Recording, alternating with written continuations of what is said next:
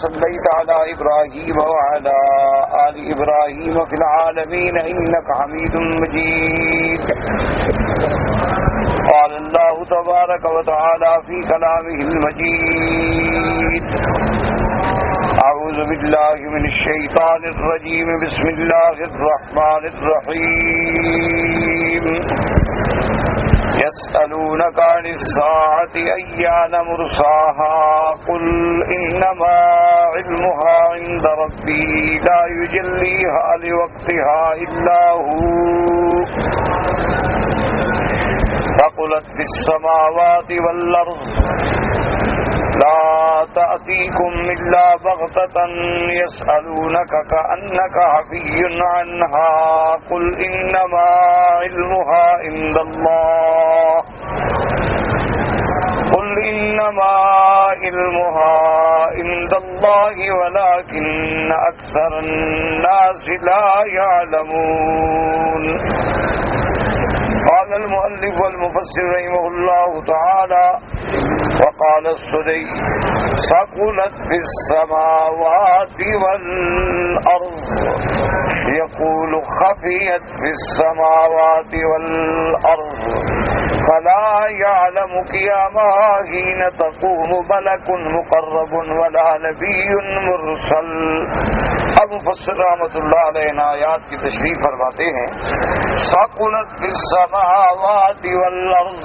پہلے جو قول ہم نے پڑھے تھے اس کا معنی تھا کہ آسمانوں زمینوں پہ بھاری ہوگی، یا اس کا علم جو ہے وہ آسمان اور زمینوں پہ بھاری ہوگا. اب ایک اور قول ہے جو حضرت سدی رحمۃ اللہ علیہ نے فرمایا ہے. وہ فرماتے ہیں ثقلت فی السماوات والارض کا معنی یہ ہے کہ خفیت فی السماوات والارض، کہ قیامت کا علم جو ہے وہ آسمانوں اور زمینوں میں چھپا دیا گیا، یعنی آسمان والوں کو بھی اور زمین والوں کسی کو پتہ نہیں. فلا یعلم قیامہا، اس قیامت کے قائم ہونے کی جو گھڑی ہے اس کو کوئی نہیں جانتا. حین تقوم، کہ کب وہ قائم ہوگی.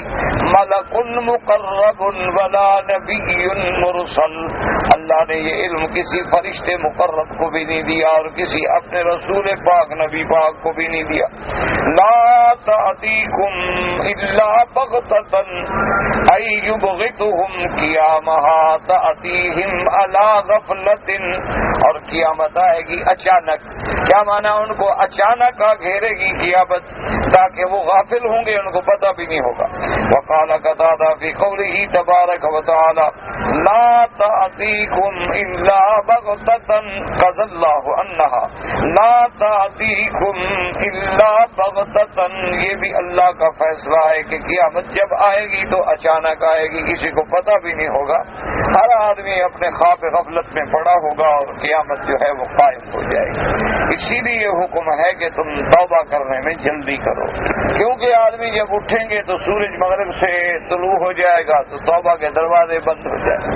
اسی طرح آدمی اپنے معاملات میں الجھے ہوئے ہوں گے اور قیامت قائم ہو جائے گی، پھر بھی توبہ کے دروازے ختم ہو گئے. تو اس لیے حکم ہے کہ ہر بندہ جو ہے وہ یہ کوشش کرے کہ اللہ کے دروازے پہ توبہ کرے. اور اسی لیے حکم ہے کہ حاسبوا قبل ان تحاسبوا، اپنے اعمال کا خود حساب کیا کرو، خود محاسبہ کیا کرو اس دن آنے سے پہلے کہ جب تمہارا حساب کیا جائے.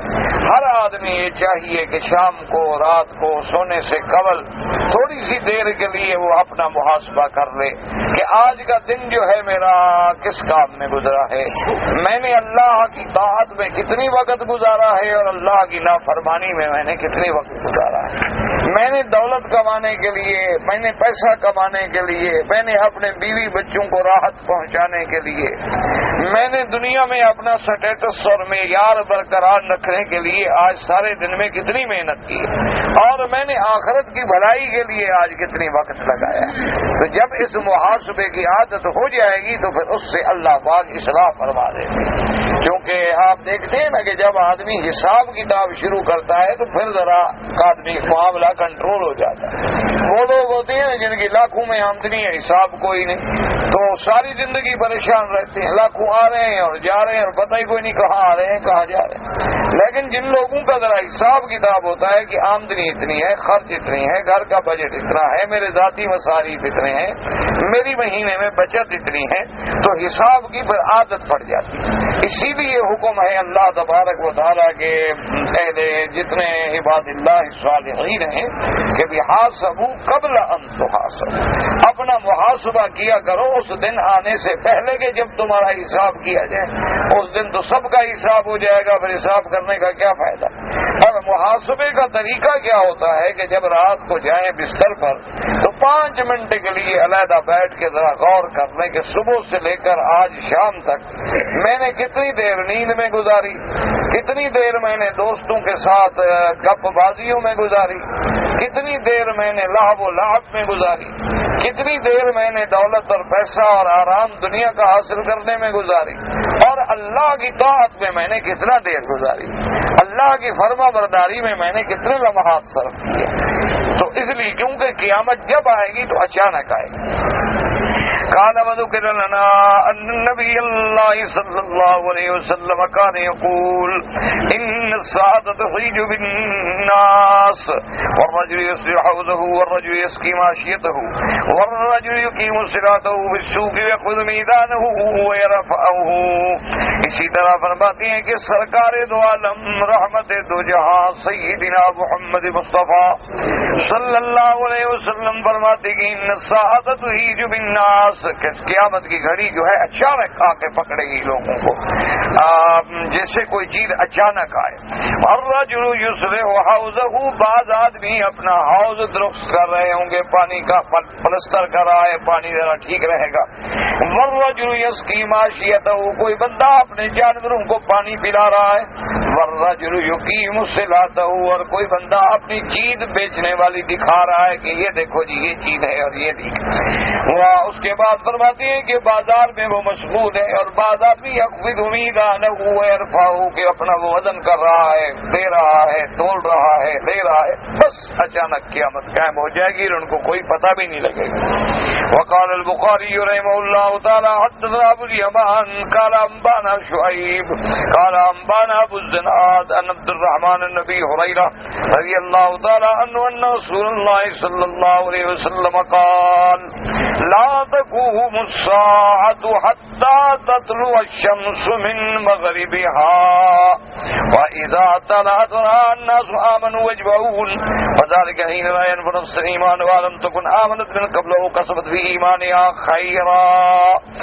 امام بخاری رحمۃ اللہ علیہ نے اس سند کے ساتھ سیدنا ابی ہریرہ رضی اللہ تعالی عنہ سے روایت کی ہے کہ میرے آقا سرکار دو عالم سیدنا محمد الرسول اللہ صلی اللہ علیہ وعلی آلہ واصحابہ وسلم تسلیما کثیرا کثیرا، آپ نے فرمایا لا تقوم الساعة حتى تطلع الشمس من مغربها، قیامت قائم نہیں ہوگی جب تک کہ سورج مغرب سے نہ نکلے۔ فَإِذَا طَلَعَتْ، جب وہ سورج مشرق کے بغیر مغرب سے نکلے گا اور لوگ دیکھیں گے، وَرَآهَا النَّاسُ آمَنُوا أَجْمَعُونَ، اس وقت جو لوگ مخلوق موجود ہوگی سب کے سب ایمان لے آئیں گے۔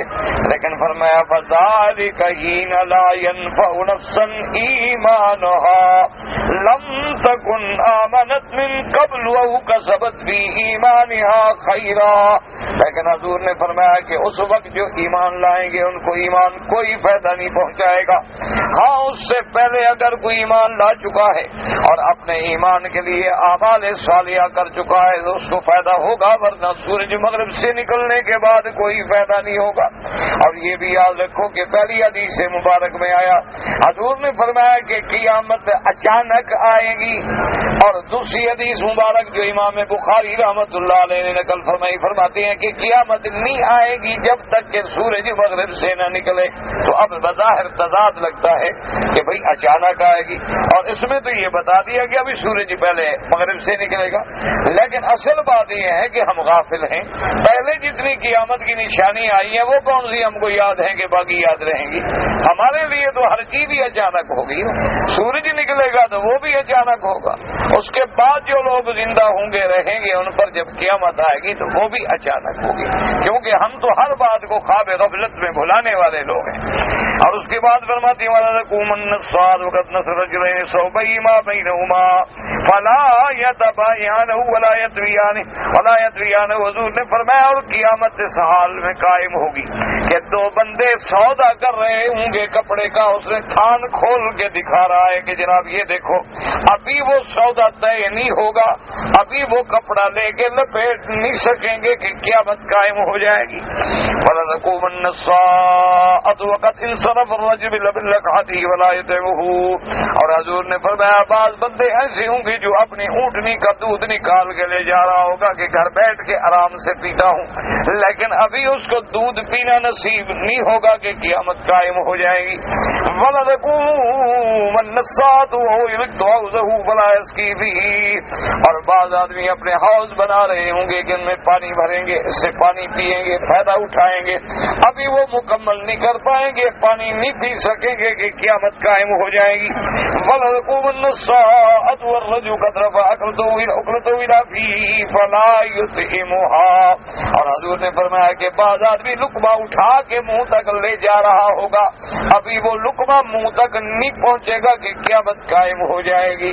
مانا یہ ہے کہ احوال ہوں گے کہ ہر آدمی اپنے اپنے کام میں لگا ہے. کوئی دودھ نکال کے جا رہا ہے، کوئی کپڑا بیچ رہا ہے، کوئی کھانا کھانے کے لیے بیٹھا ہے، لیکن ابھی لقمہ منہ تک نہیں پہنچا. قامت الساعہ، قیامت جو ہے وہ قائم ہو جائے گی. وقال مسلم رحمہ اللہ تعالی فی صحیحہ حدثني زهير بن حرب قال حدثنا سفيان بن عيينة عن ابي الزناد عن الاعرج عن ابي هريرة رضي الله تعالى عنه يبلغ به قال تقوم الساعة والرجل يحلب لقحته فما يزن إلى في تقوم الساعة والرجلان يتبايعان الثوب فما يتبايعان تقوم الساعة والرجل يرد حوضه فما يصدر حتى يقوم. امام مسلم رحمت اللہ علیہ نے بھی روایت نقل فرمائی ہے اس سند کے ساتھ کہ حضرت ابی ہریرہ رضی اللہ تعالیٰ عنہ فرماتے ہیں کہ مجھے یہ خبر پہنچی ہے کہ قیامت ایسے حال میں قائم ہوگی والرجل یحلب لقحته کہ آدمی اپنی اونٹنی کا دودھ نکال رہا ہوگا کہ دودھ پیوں، لیکن پینے کا وقت نہیں ملے گا اور قیامت قائم ہو جائے گی. اور اس کے بعد فرماتے ہیں والرجلان یتبايعان الثوب، اور دو آدمی کھڑے کپڑا خرید رہے ہوں گے، ابھی بیع طے نہیں ہوگی کہ قیامت قائم ہو جائے گی. والرجل يلد حوضه فما يصدر حتى يقوم، اور ایک بندہ جو ہے اپنا حوض پانی کا درست کر رہا ہوگا، ابھی ٹھیک نہیں کر پائے گا کہ قیامت قائم ہو جائے گی. مقصد یہ ہے کہ ہم قیامت کے لیے تیار رہیں تاکہ اللہ تبارک و تعالی ہمیں آپ کو سب کو توفیق دے. اور تیاری کیا ہے کہ توبہ کریں، رجوع اللہ کریں، اعمال صالحہ، اللہ کی فرما برداری، اللہ کی طاعت اختیار کریں، اللہ کی نافرمانی سے بچ جائیں. وقوله تبارك وتعالى يسألونك كأنك حفي عنها قل إنما علمها عند الله ولكن أكثر الناس لا يعلمون. اختلف المفسرون في معناه كما قالوا في بعض يسألونك كأنك حفي عنها كأن بينك وبينهم مودة كأنك صديق لهم. حضرت ابن عباس رضی اللہ تعالیٰ عنہ فرماتی ہیں کہ حفی عنہا کا معنی یہ ہے کہ کافر مکے کے ایسے آ کے رازداری سے پوچھ رہے ہیں جیسے آپ کی ان کی دوستی ہو، محبت ہو، مودت ہو، کہ جی بڑے رازداری سے کہ ہمیں تو بتا دینا کہ قیامت کب ہوگی. اور اس کے بعد قال ابن عباس لما سأل الناس النبي صلى الله عليه وسلم وسلم عن الساعة سألوه سؤال قوم كأنهم يرون أن محمدا صلى الله عليه وسلم حفي بهم فأوحى الله إليه أنما علم عنده استأثر به فلم يطلع الله عليها ملكا مقربا ولا رسولا. حضرت ابن عباس رضی اللہ تعالیٰ عنہ فرماتی ہیں کہ مکے والے آگے جب حضور سے پوچھ رہے تھے کہ قیامت کب ہوگی، وہ ایسے پوچھ رہے تھے جیسے بڑی مودت بڑی محبت ہو کہ حضور ہم تو رشتے دار ہیں نا. مقصد تو استہزاء تھا، مقصد یہ ہے کہ نعوذ باللہ وہ اعتراض کر رہے تھے، استہزاء کر رہے. وہ جی ہماری تو آپ کی مودت ہے، محبت ہے، رشتے داری، ہمیں تو بتا دیں تاکہ قیامت آنے سے پہلے جو ہے ہم تیاری کر لیں. ورنہ یاد رکھیں کہ قیامت کے بارے میں مشرکین مکہ جو ہیں وہ مختلف احوال میں تھے اور اکثر یہ تھے کہ ان کا ایمان نہیں تھا، بالکل انکار کرتے. وَيَقُولُونَ مَتَى هَذَا الْوَعْدُ إِن كُنتُمْ صَادِقِينَ. وہ آگے کہتے تھے کہ جی آپ کہتے ہیں قیامت ہوگی، پھر کب ہوگی؟ اگر سچے ہو تو بتاؤ کون سا دن ہے، کون سی تاریخ ہے، کون سا سن ہے. اور اسی طرح قرآن دوسری جگہ کہتا ہے کہ جب ان کو ڈرایا جاتا ہے کہ قیامت ہوگی، وہ کہتے ہیں اب آباؤنا الاولون، کیا ہمارے باپ دادا جو پہلے سینکڑوں سال پہلے مر گئے وہ بھی دوبارہ اٹھیں گے؟ یار یہ کیسے ہو سکتا؟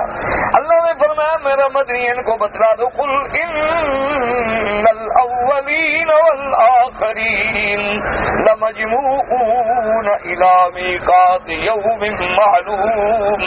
اللہ نے فرمایا میرا محبوب ان کو بتا دو کہ پہلے بھی پچھلے بھی سب اپنے وقت مقرر پہ کھڑے ہوں گے. کیا کہہ رہے ہو کہ نہیں کھڑے ہوں گے؟ کب ہوں گے؟ جو وقت میں نے معین کر رکھا ہے. تمہارے باپ دادا کیا ہے؟ جو آدم علیہ السلام سے لے کر آج تک، اور جو آدم علیہ السلام سے پہلے جن دنیا میں آباد تھے، جتنی اللہ کی مخلوق ہے سب کو اٹھاؤں گا اور سب میری دربار میں کھڑے. تو کافر جو تھے وہ تو منکر تھے، وہ قیامت کو نعوذ باللہ مانتے ہی، ان کا قطعی طور پر انکار تھا قیامت سے.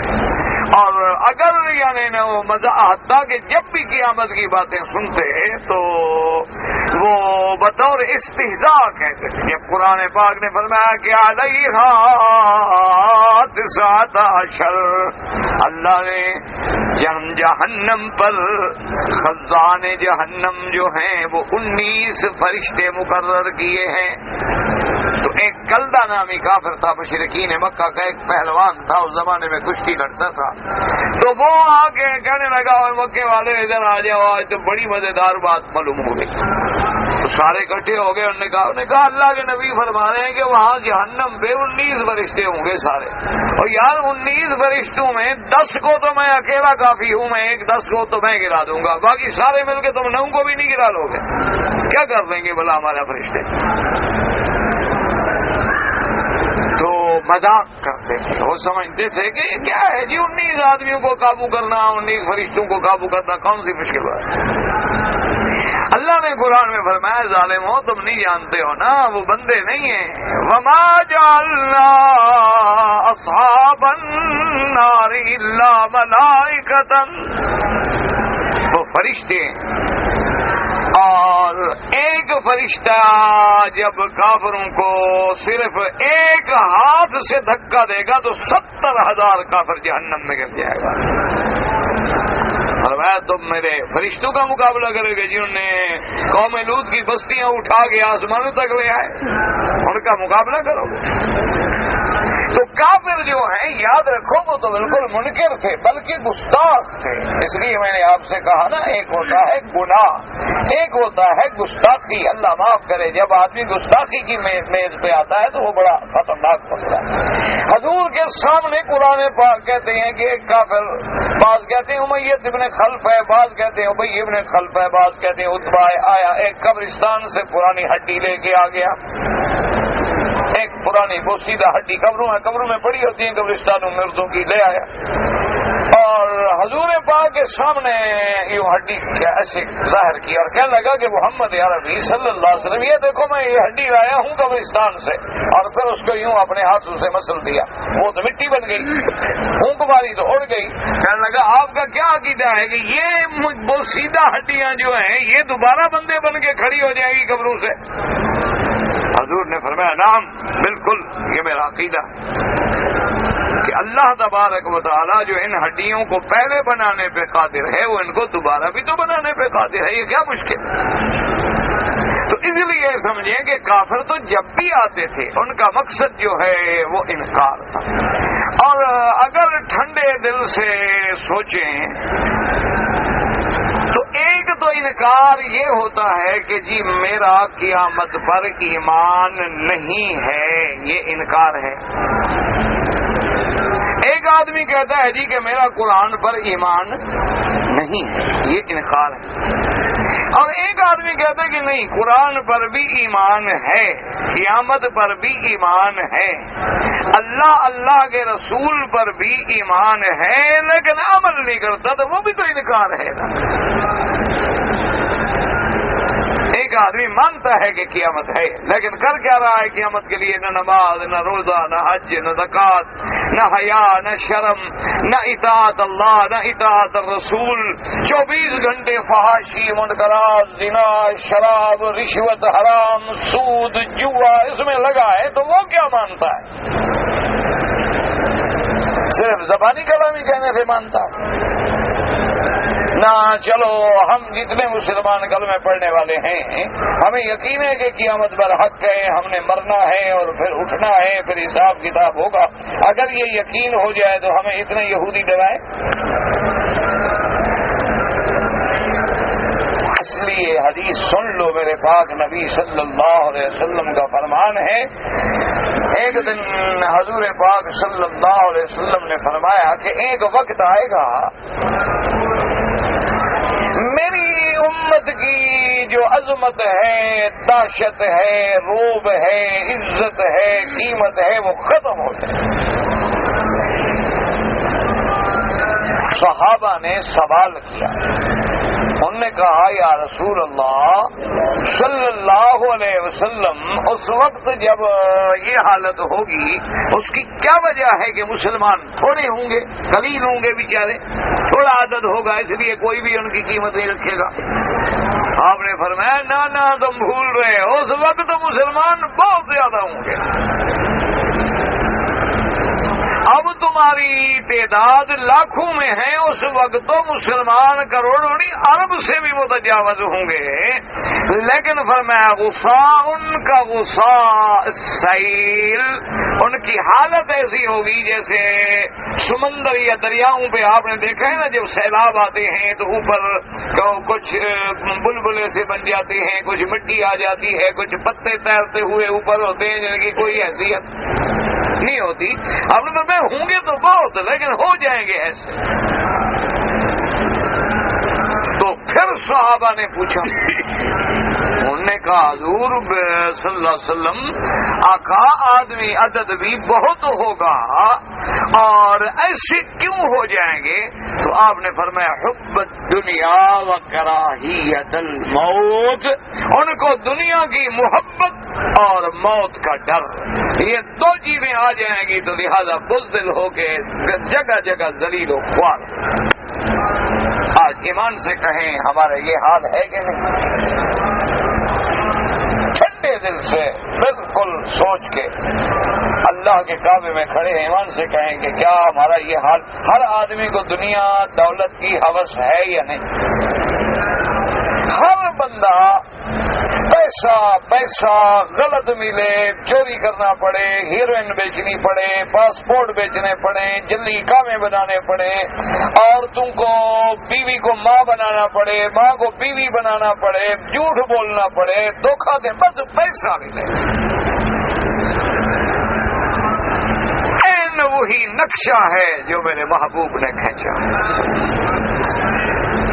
ایک طرف ہماری عیاشیوں کا یہ عالم ہے کہ ابھی میں چند دن پہلے جب سفر پہ تھا تو مجھے کچھ دوست بتا رہے تھے کہ ایک ہوٹل ہے اور وہ بھی مسلمان ملک میں، کافر ملک میں نہیں،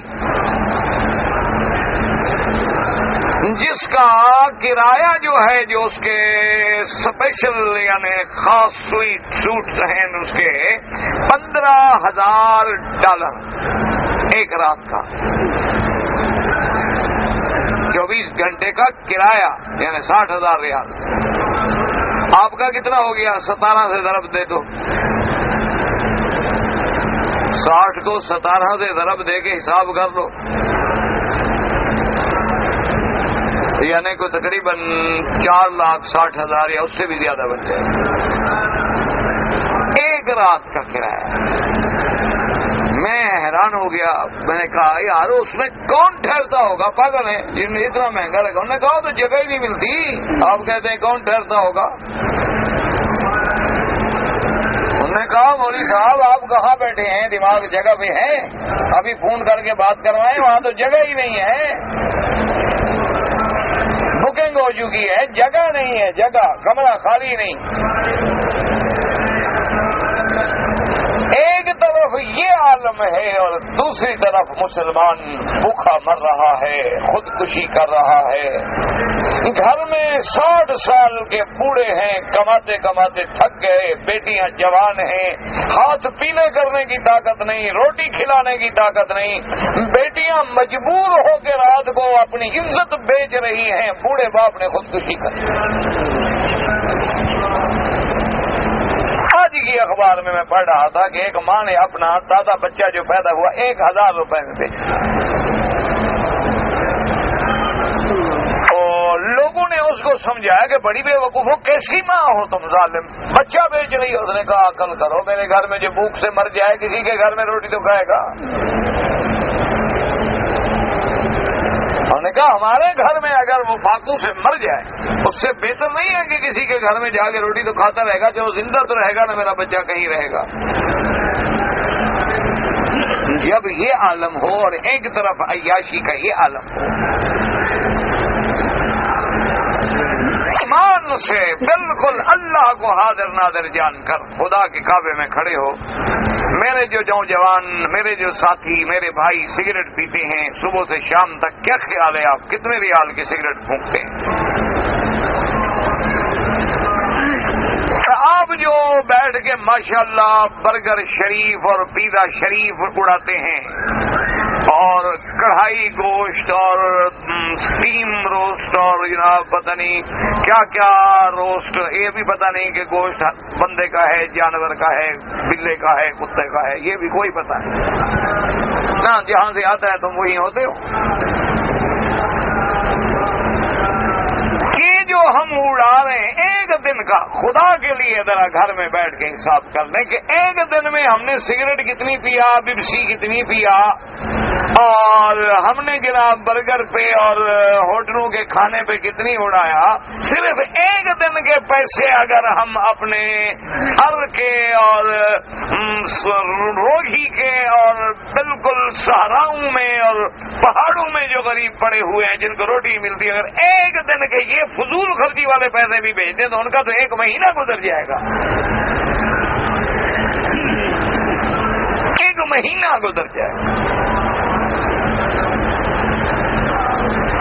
یہ بھی ابھی مجھے سفر میں ایک دوست سنا رہے تھے آپ کے ملک کا، وہ کہنے لگے میں گیا تو وہاں میری ایک آدمی نے دعوت کی اور ایک ہوٹل پہ لے گیا تو اس نے، ہم 2 یا کہتے ہیں 3 آدمی تھے، 9,000 روپے ایک وقت کی روٹی کا بل بنا۔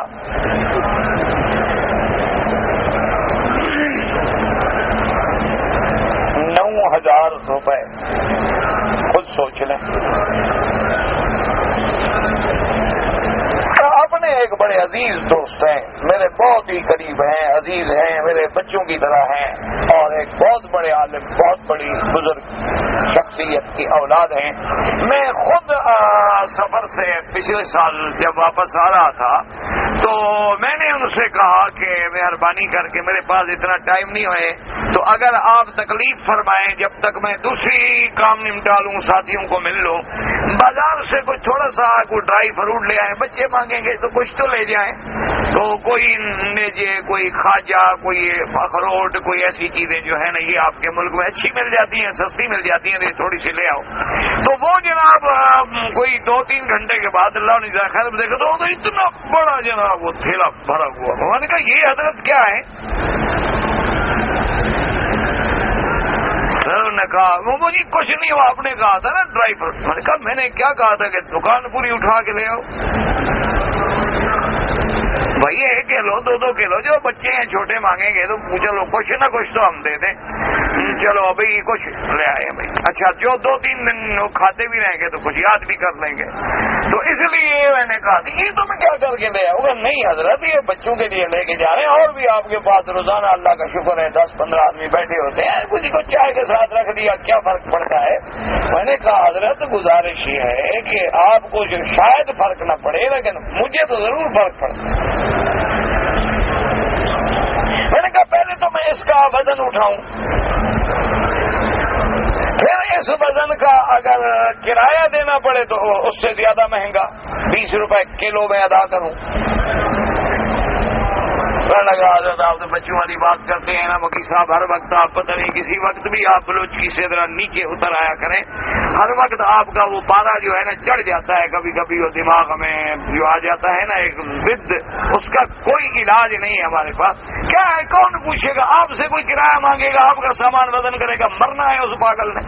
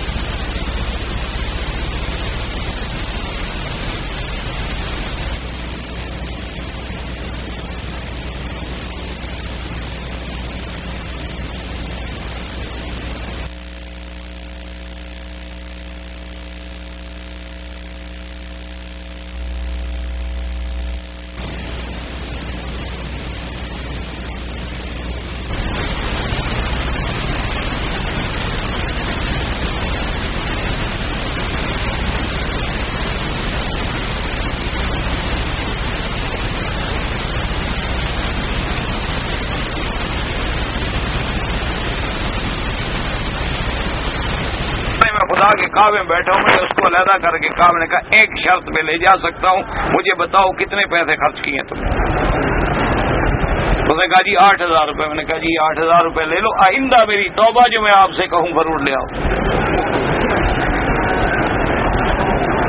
کہ میں نے کہا میں نہیں کر سکتا۔ انہوں نے کہا مجھے غیر سمجھتے ہیں۔ میں نے کہا جی آپ مجھے بتلا دیں، آپ نے جی 8000 روپے خرچ کیا ہے، آپ کو زمین سے آیا ہے، آپ کی آمدنی آئی ہے، فصل اترا ہے، آپ کا چندے کا پیسہ ہے، مجھے تو نہ کھلاؤ۔ اللہ کا شکر ہے میں تو کوئی مسکین غریب فقیر زکوٰۃ کا مستحق نہیں ہوں، میں تو خود الحمدللہ 1-2 لاکھ روپے زکوٰۃ دیتا ہوں سالانہ، اللہ کا کروڑ شکر ہے، اور آج سے نہیں 50 سال سے دیتا ہوں اتنی زکوٰۃ الحمدللہ۔ ہم پیدا بھی نہیں ہوئے تھے اس وقت بھی ہمارے والدین زکوٰۃ دیتے تھے، اللہ کا کروڑ شکر ہے، مجھے تو نہ کھلاؤ یار۔ تو جب ہمارا یہ حال ہوگا، یہ اعتراض مقصد ہی وہ تو مجھے بچوں کی طرح عزیز ہے، جس بندے نے یہ کیا ہے میری اولاد کی طرح مجھے ہے،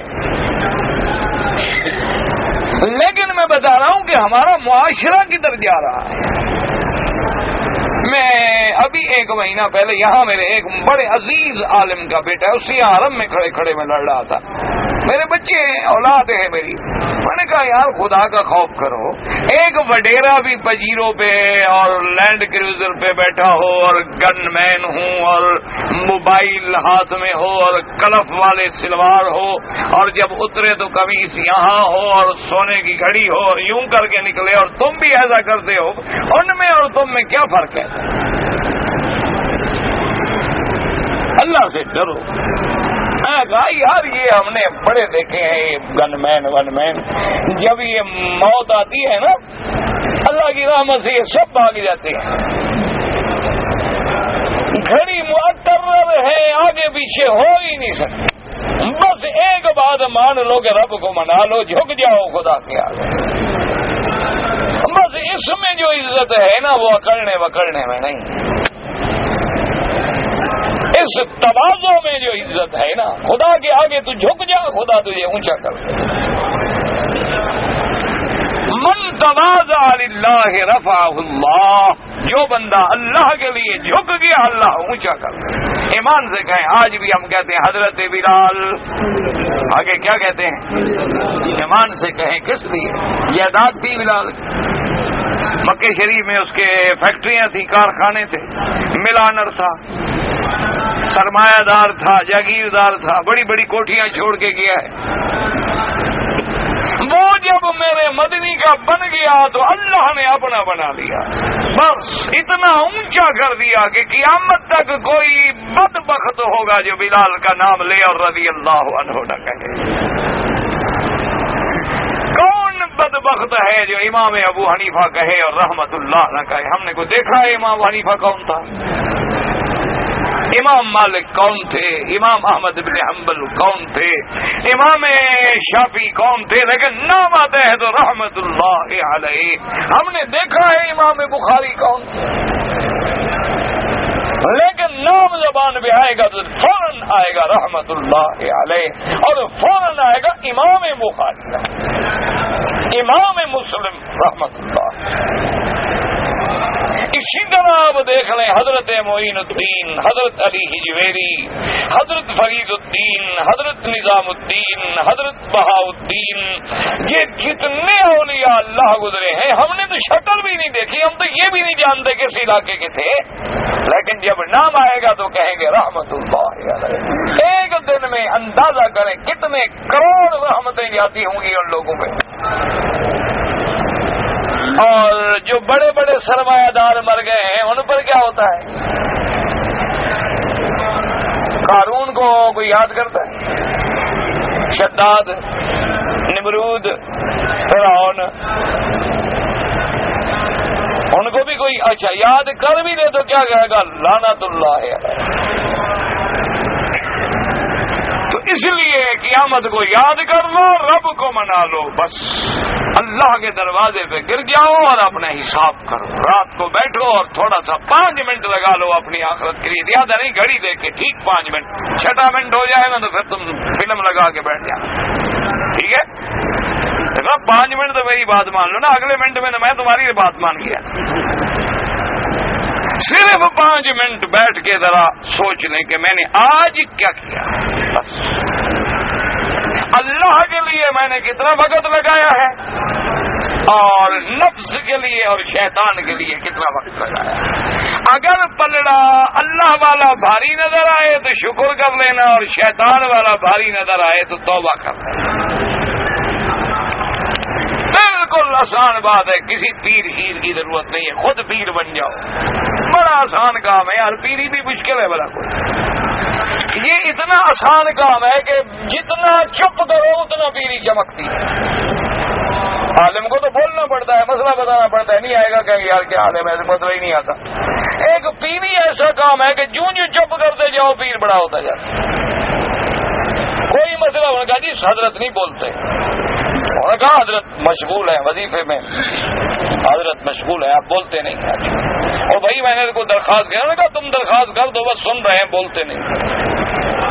بس جتنا نہ بولنے پہ پکے ہو جاؤ نا پیری چمکتی جائے گی انشاءاللہ. 1-2 جمعراتیں تکلیف ہوگی، اس کے بعد پھر حلوہ روٹیاں سب ماشاءاللہ، چاہے دوسری جگہ دکان لگوا دو بیچتے رہو. یہ بہترین بزنس ہے، نہ ٹیکس لگے، نہ منسٹری سکیم والے پوچھ سکے، نہ مانیٹرنگ والے آ سکے. کسی کا باپ نہ ہلا، آئے تو کافر بنے نا. سائیں کو پوچھتا ہے، مرشد کو، پیر کو. یار ایسا بھی ہے کوئی اللہ والوں کو چھیڑتا ہے. انا للہ و انا الیہ راجعون. اس لیے حضرت ابن عباس فرماتے ہیں اللہ نے فرمایا کہ ایسا علم ہے اللہ نے کسی کو نہیں دیا. وقال قتادہ قالت قریش محمد صلی اللہ علیہ وسلم ان بیننا وبینک قرابۃ واصل الینا مد الساعہ. قریش مکہ آتے حضور کی خدمت میں اور استحزان کہتے حضور آپ کی ہماری رشتہ داری آپ ایسا راز سے ہمیں بتا دیں. اسری الینا، ہمیں رازداری میں بتا دے کہ قیامت کب ہوگی۔ فقال اللہ عز وجل یسألونک کأنک حفی عنہا وقد روى مجاهد اکرمۃ بن مالک وابی مالک والسدی وهذا قول صحیح مجاهد من روایت ابن نجیح وغیرہ یسألونک کأنک حفی عنہا قال استغفرت عن الصلاۃ علمت وقتها۔ اور ایک معنی ہوتا ہے حفی کا کہ جو آدمی محنت کر کر کر کر کے ڈھونڈ لے، استغفرت یعنی آپ نے پوری جدوجہد کی اور پھر آپ کو پتہ چل گیا کہ اس کا وقت کیا ہے، تو آپ چونکہ جاننے والے ہیں اس لیے کافر آ کر آپ سے پوچھتے ہیں کہ قیامت کب ہوگی۔ ان کو بتا دو کہ اللہ کے سوا کوئی نہیں جانتا کہ قیامت کب ہوگی۔ وقد قال الزهاق من بعض يسألونك كأنك حفي عنها يقول كأنك عالم بها لست تعلمها قل انما علمها عند اللہ۔ آپ سے آگے سوال کرتے ہیں جیسے کہ یہ سمجھتے ہیں کہ آپ جانتے ہیں کہ قیامت کب ہوگی، حالانکہ آپ تو نہیں جانتے۔ کہہ دو کہ اللہ کے سوا کوئی نہیں جانتا۔ وقال بعض بعضهم كأنك حفي عنها كأنك عالم بها وقال عبد الرحمن كأنك حفي كأنك بها عالم وقد أخفى الله علم على خلقه، یعنی آپ کو علم ہے لیکن اللہ نے باقی مخلوق سے چھپایا ہے۔ ان اللہ عنده علم الساعہ، یہ 5 چیزیں ایسی ہیں جن کا علم اللہ کے سوا کسی کو نہیں۔ وهذا القول ارجع في المقام الاول والله اعلم، ولهذا قال تعالى قل انما علمها عند الله ولكن اكثر الناس لا يعلمون۔ ولهذا لما جاء جبريل عليه السلام في سورة اعرابي يعلم الناس دينهم فجعل سمن رسول مجلس السائل المسترشد، حضرت جبریل علیہ السلام ایک عربی کی شکل میں آئے، عربی کہتے ہیں دیہات میں رہنے والا، دیہاتی آدمی، حضور کے خدمت میں آ کے ایسے بیٹھ گئے جیسے سائل بیٹھتا ہے، سوال کرنے والا، اور سوال کر کے مسترشد کچھ ہدایت لینا چاہتا ہے۔ سائل بن کے بیٹھے وسالہ عن اسلام، سوال کیا کہ حضور اسلام کس کو کہتے ہیں، ثم عن الایمان، ایمان کس کو کہتے ہیں، ثم عن الاحسان، احسان کس کو کہتے ہیں، ثم قال فمت الساعۃ، تو اس کے بعد نے کہا حضور قیامت کی گھڑی کب ہوگی؟ قال له رسول اللہ صلی اللہ علیہ وسلم المسئول عنها باعلم من السائل، جب اس نے پوچھا کہ حضور قیامت کی گھڑی کب ہوگی تو حضور نے فرمایا جس سے پوچھ رہے ہو میں تم سے کوئی زیادہ تو نہیں جانتا اس مسئلے میں، یعنی نہ میں جانتا ہوں نہ تم جانتے ہو۔ لست اعلم بها منك ولا احد اعلم بها من احد، ثم قرأ النبي صلى الله عليه وسلم ان الله عنده علم الساعة، اور اس کے بعد مانا یہ ہے کہ کوئی بھی نہیں جانتا کہ قیامت کب ہوگی، یہ مغیبات خاصہ ہیں اور ان کا علم اللہ نے محض کسی کو بھی نہیں دیا، نہ کسی ملک کو نہ کسی پیغمبر کو، یہ خاص علوم غیب ہے اور اللہ تبارک و تعالی نے اس کے بارے میں کسی کو علم عطا نہیں فرمایا۔ اور یہ بھی یاد رکھیں جیسے میں نے عرض کیا تھا کہ جس چیز کا اللہ علم دیتے ہیں اس میں مخلوق کا فائدہ ہے اور ہر مخلوق کو اس کے مطابق علم دیا جاتا ہے۔ کیا مانا، حیوان کو اتنا علم ہے جو اس کے لیے ضروری ہے کہ میں نے گھاس کون سا کھانا ہے کون سا نہیں کھانا ہے، میں نے ہل چلانے ہیں، میں نے دودھ دینا ہے، میں نے بوجھ اٹھانا ہے۔ اسی طرح پرندے ہیں، ان کو علم ہے ہم نے اڑنا ہے، اپنی خوراک تلاش کرنی ہے، پھر اپنے گھونسلے میں واپس آنا ہے۔ آپ دیکھیں دور چلے جائیں گے، حتیٰ کہ بعض پرندے جو ہیں وہ تو ہزاروں میل کا سفر کر کے دوسرے ملک میں چلے جاتے ہیں، پھر موسم گزار کے اپنے اپنے علاقے میں لوٹ جاتے ہیں اور پھر عین اپنی جگہ پہ پہنچتے ہیں۔ ہر پرندہ اپنے گھونسلے میں جاتا ہے، دوسرے کو نہیں چھیڑتا۔ یہ تو انسان ہے نا جو دوسرے کے گھر میں جاتا ہے، ورنہ ہر جانور بھی اپنے بل میں جاتا ہے، کسی دوسرے کو ایذا نہیں پہنچاتا۔ اور یہ علم اللہ نے دی. آپ دیکھیں نا جی مرغی کے بچے ہیں چھوٹے چھوٹے, بلی کو دیکھیں تو بھاگ کے ماں کے پروں کے نیچے چھپ جاتے ہیں. اتنا علم اللہ نے ان کو بھی دیا.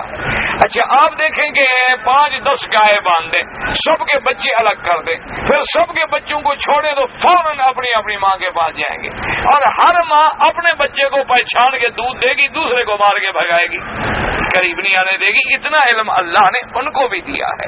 اسی طرح پھر جنوں کو علم ملا, جنوں سے زیادہ انسانوں کو علم ملا, انسانوں میں سب سے زیادہ اللہ کے نبیوں کو علم ملا, انبیاء میں سب سے زیادہ خاتم الانبیاء امام الانبیاء سیدنا محمد مصطفیٰ کو علم ملا. لیکن جس علم کا فائدہ نہیں مخلوق کو بلکہ نقصان ہے وہ اللہ کسی کو نہیں دیتا. تو قیامت کی تعین کا علم جو ہے, یا آدمی کو موت کی گھڑی کا علم کہ میں کب مروں گا اور کہاں مروں گا, یہ بھی اللہ نے کسی کو علم نہیں دیا. یہ اگر علم دے دے تو آدمی تو اسی میں بس مر جائے,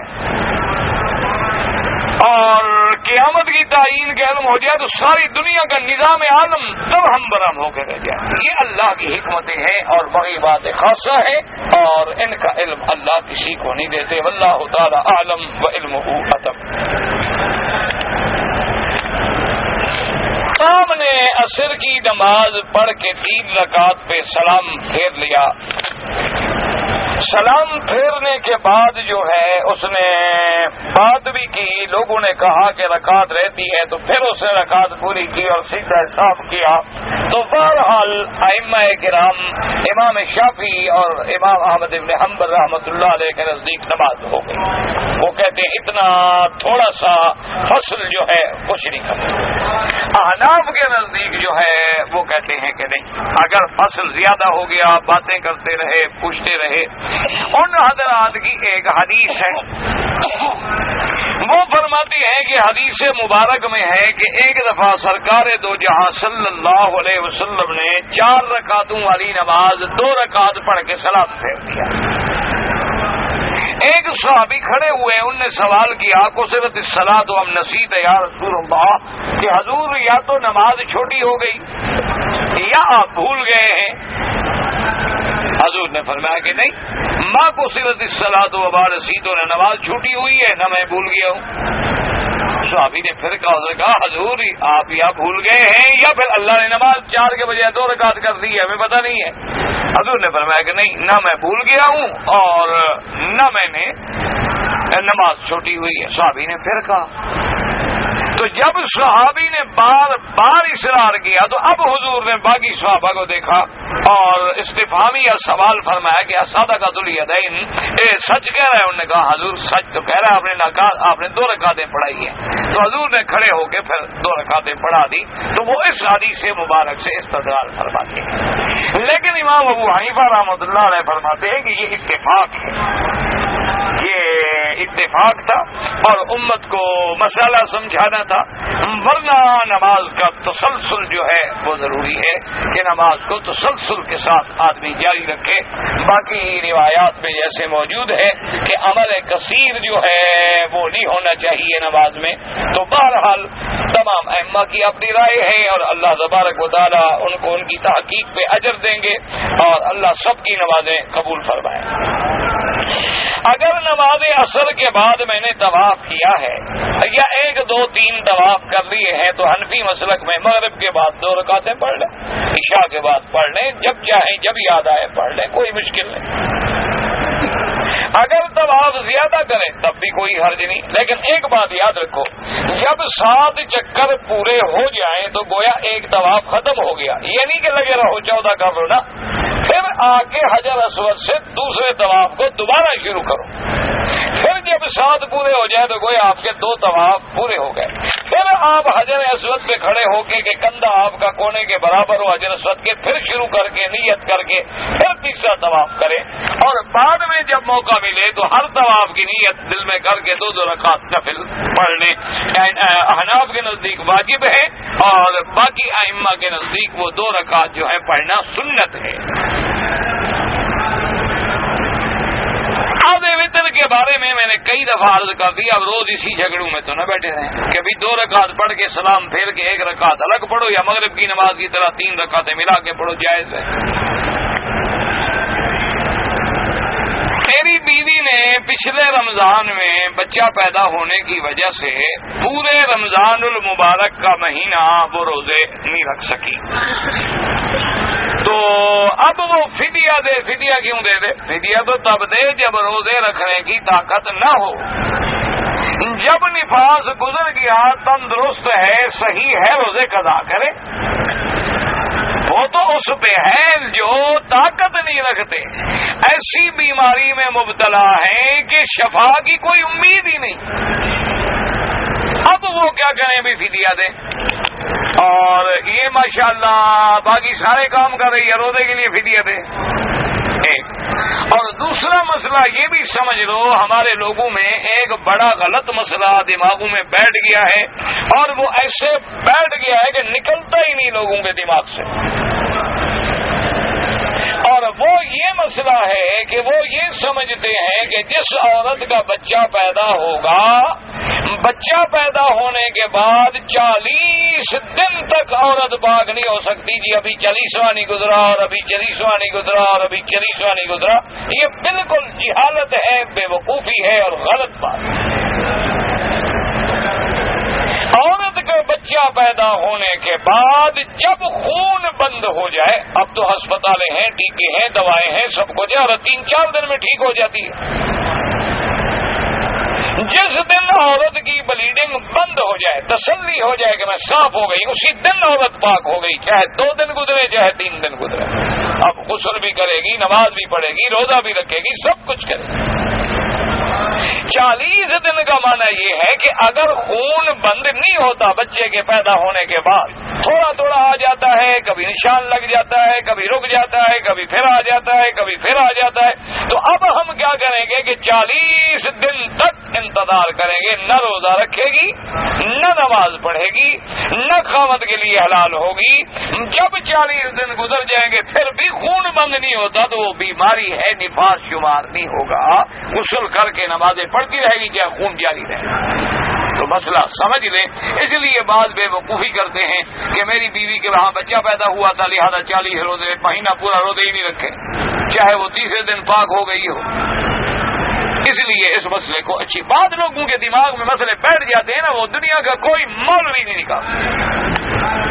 جیسے ایک عجیب مسئلہ لوگوں کے دماغ میں ہے کہ جب احرام کرنا ہے کندھا نکالنا ہے، بس ہر وقت کندھا نکالا ہوا ہے۔ کتنی جہالت، کتنی بڑی بے وقوفی ہے کہ اپنی نمازیں خراب کر رہے ہیں، بلا وجہ نماز کو مکروہ کر رہے ہیں۔ جب کپڑا موجود ہے کندھے پہ ڈالو، خذوا زینتکم عند کل مسجد، وہ تو صرف طواف کے پہلے 3 چکروں میں ہم نے کندھا نکالنا ہے، نہ اس سے پہلے نکالنا ہے نہ بعد میں نکالنا ہے۔ لیکن ایک رواج بن گیا جہاں سے احرام باندھے کہ وہیں سے کندھا نکالنا ہے۔ انا للہ و انا الیہ راجعون۔ کیا کرے آدمی جہالت میں، جو مسئلے دماغ میں ان کے بیٹھ جائیں وہ کبھی نہیں نکلتے، چاہے مولوی الٹے ہو جائے، اسی وقت سمجھاؤ اسی وقت پھر وہ نکال لیں۔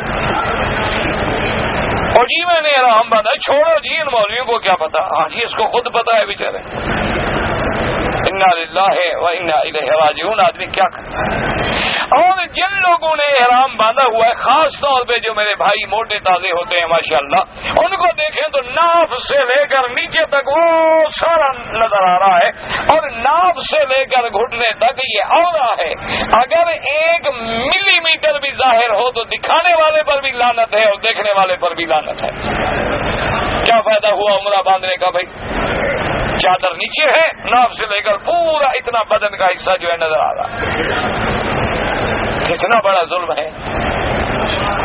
اچھا، اسی طرح آپ نے دیکھا ہوگا طواف کرتے ہوئے خاص طور پہ میرے مصر کے جو بھائی ہیں، اللہ ہمیں بھی انہیں بھی ہدایت دے، وہ ٹچ لگاتے ہیں باقاعدہ، لوہے والے جیسے یہ لگتے ہیں نا بٹن، ایسے لگاتے ہیں۔ احرام سارے تو سلا ہوا ہے، چاہے کہ تم کپڑے سے سلائی کرو، دھاگے سے کرو، یا لوہے سے کرو، یا تار سے کرو، یا بٹن سے کرو، وہ تو حرام ہے، دم پڑ گئی۔ کیا آپ دیکھ لینا نماز کے بعد لوگ طواف کریں گے، کندھا نکلا ہوا، اللہ اکبر کھڑے۔ خدا کا خوف کرو بھائی، کو دین کو سمجھو، دین کو مذاق مت بناؤ۔ اگر نہیں آتا ہے مسئلہ تو مسئلہ سمجھ لو۔ صفا مروہ میں کندھا نکالا ہوا ہے اور جناب دوڑے، غلط بات، غلط بات ہے، کوئی مسئلہ نہیں. یاد رکھو ہمیشہ کندھا نکالنے کی کوئی ضرورت نہیں. صرف عمرے کے طواف میں یا حج کا وہ طواف جس میں سعی کرنی ہو، طواف کے بھی صرف پہلے 3 چکروں میں کندھا نکالنا ہے، اس کے بعد فوراً اپنا کپڑا ٹھیک کر لیں. جو مسئلے دماغ میں آ جائیں جی اللہ ہی نکالے. میں نے مونچھ بھی چھوڑا ہوا ہے اور داڑھی بھی چھوڑی ہوئی ہے، یہ فیشن ہے، سنت نہیں. یہ فیشن ہے کہ آدمی انسان کے بجائے بلا نظر آئے یا بلا نظر آئے، تو یہ حرام ہے. حضور نے فرمایا مونچھیں کٹاؤ اور داڑھی بڑھاؤ. قص الشوارب واعفوا اللحى. تو اگر حضور کے حکم پہ چلنا ہے تو مونچھیں کٹانی. رجب کے آخری عشرے کی بارے میں کوئی احادیث مبارک میں نہیں آتا کہ 27ویں رجب کی معراج منایا جائے یا اس رات میں حلوہ تقسیم کیا جائے یا جھنڈیاں لگائی جائیں اور یا بطور خاص روزہ رکھا جائے یا عمرہ کیا جائے. کوئی مسئلہ نہیں. یہ تو کسی ایک حدیث میں بھی ثابت ہے. اور اللہ کے بندو، جس مدنی سرکار نے وضو کرتے ہوئے خلال بھی سکھلا دیا ہے، اگر یہ معراج منانا میلاد منانا دین ہوتا تو حضور سکھا نہ دیتے. جس نے مسح کرنا بھی سکھایا ہے، میری امت مسح کیسے کرے. سرکار نے تہجد پڑھنا بھی سکھایا ہے، اشراق پڑھنا بھی بتلایا ہے، ضحیٰ پڑھنا بھی بتلایا ہے، ابابیل بھی سکھلائے ہیں، طواف کرنا بھی سکھلایا ہے، صفا مروہ دوڑنا بھی سکھلایا ہے، کنکریاں مارنا بھی امت کو سکھلایا ہے. تو اتنے بڑے مسئلے حضور نے نہیں سکھلائے. یہ رواج ہے، لوگوں میں پڑ گیا ہے. بس 27ویں رمضان کا بھی یہ عمرہ ضرور کریں گے چاہے مر جائیں، باقی پورا مہینہ نماز ہی نہیں پڑھیں گے انشاءاللہ. جو ایک نماز چھوڑے وہ تو کافر ہو گیا. عمرہ کرنے کا فائدہ نہ. اگر کوئی آدمی ہو کافر عمرہ کر لے تو کیا ہو جائے گا؟ عمرہ تو ابو جہل بھی کرتا تھا، حج بھی پڑھتا تھا، عتبہ عتیبہ بھی پڑھتے تھے، ابھی لہب بھی پڑھتا تھا. حضور کے جتنے بڑے دشمن ہیں نا کافر، وہ بڑے بڑے بڑے حاجی تھے جناب، بڑے. ہاں لبیک بھی پڑھتے تھے. کیا ہو جاتا ہے اس سے؟ صحیح عقیدے رکھو، مسلمان بنو. حضور کے معراج کا معنی یہ ہے، یاد رکھو کہ جو اللہ نے میرے محبوب کو تحفہ دیا ہے نماز کا، جو بندہ نماز کا پابند ہے وہ معراج کو مانتا ہے، اور جو نماز نہیں پڑھتا وہ معراج کا منکر ہے. حضور کے معراج کا تحفہ کیا ہے؟ نماز. تم 5 وقت نماز پڑھو گے تو معراج تمہارے سامنے آئے گا، اور اسی لیے نماز جو ہے وہ تیرا معراج ہے. اور نماز میں وہی کلمات ہم دہراتے ہیں جو معراج میں حضور نے اللہ کی دربار میں کہے تھے اور اللہ نے میرے مدنی پہ فرمائے تھے. التحیات للہ والصلوات والطیبات والسلام علیک ایھا النبی ورحمۃ اللہ وبرکاتہ. تو اصل معراج کا معنی یہ ہے کہ معراج والے تحفے کو، ہدیے کو قیامت تک باقی رکھو، نمازی بنو، اور ہر نماز میں اللہ کے نبی پہ درود بھیجو، سلام بھیجو، دعائیں کرو، تاکہ قیامت میں ہمیں حضور کا تقرب نصیب ہو جائے. قرآن کریم کی آخری 2 سورتیں جو ہیں معوذتین ہیں، باقی شان نزول دیکھنے ہیں، تفسیر کھول کے دیکھتے رہو. ایک مسئلہ ہے رکعت جو وصل پڑھتے ہیں صحیح پڑھتے ہیں، سنن نسائی میں موجود ہے، اور اردو کی کتاب دیکھنی ہے تو صلاۃ پیمبر الیاس فیصل نے لکھی ہے، وہ دیکھ لیں، ساری بات موجود ہے. السلام علیکہ ایھا النبی و نبی اسلام میں کیا فرق ہے؟ یا نبی سلام علیکہ تو نے بنایا ہے، اور السلام علیکہ ایھا النبی اللہ نے فرمایا ہے. تو اللہ اور بندے کی زبان میں فرق ہے کہ نہیں؟ اگر فرق ہے تو فرق ہے. وہ تو اللہ نے فرمایا تھا، ہم تو نقل کرتے ہیں، اور یہ تو کہہ رہا ہے خطاب کر کے حاضر سمجھ کے. آسمان و زمین کا فرق ہے. اب دیکھیں نا جی کہ فرعون کہہ رہا تھا الم نربک فینا ولیدا ولبثت فینا من عمرک سنین. وفعلت فعلتك التي فعلت وانت من الكافرين. فرعون کہہ رہا الم نربک، کیا موسیٰ ہم نے نہیں پالا تجھے؟ تو ہم جب پڑھتے ہیں ہم اسی طرح کا، ہم بھی حضرت کو سمجھتے ہیں موسیٰ علیہ السلام کو. ہم تو قرآن کے وہ لفظ مبارک نقل کر رہے ہیں، ہم تو موسیٰ کو نعوذ باللہ خطاب نہیں کر رہے. ہم تو موسیٰ علیہ السلام کو نہیں کہہ رہے کہ فعلتک الذی فعلت، وہ جو تم نے کام کیا نا تو بڑا نا شکر ہے، نعوذ باللہ کافر ہے، ہمارا بندہ مار کے بھاگ گیا. تو ہم بھی موسیٰ علیہ السلام کو اسی طرح سمجھتے ہیں.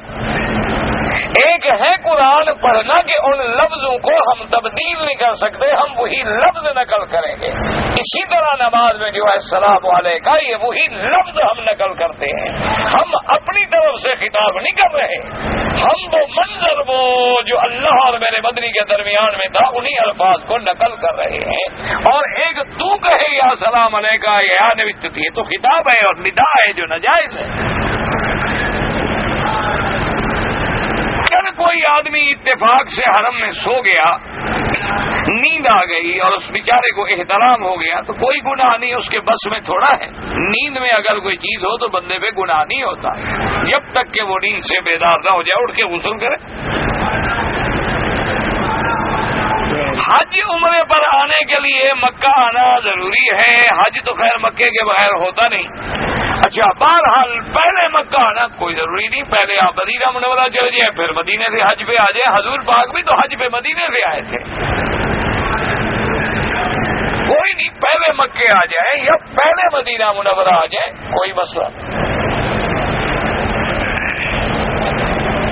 کہتے ہیں کہ جادو کی کوئی حقیقت نہیں، جھوٹ بولتے ہیں. جادو کی حقیقت ہے، قرآن میں باقاعدہ ذکر ہے یعلمون الناس السحر، اور پھر بخاری اور مسلم میں موجود ہے کہ میرے مدنی پاک پہ سحر ہوا. داڑھی کٹوانا جو ہے یہ شیو کروانا گناہ کبیرہ ہے. ایک دفعہ صغیرہ ہے، روز صغیرہ تھوڑا رہتا ہے. وہ چھوٹا بچہ بڑا ہوتا ہے نا، جو روز جب گناہ کرتے ہو تو صغیرہ کبیرہ بن جاتا ہے اور منڈانے والا فاسق ہو جاتا ہے. دیکھو ایک گھڑی ملا ہے، جمع کروا دو چوکی میں. نماز جنازہ جو ہے احناف کے نزدیک اللہ اکبر کے بعد ثنا، پھر درود اور پھر دعا.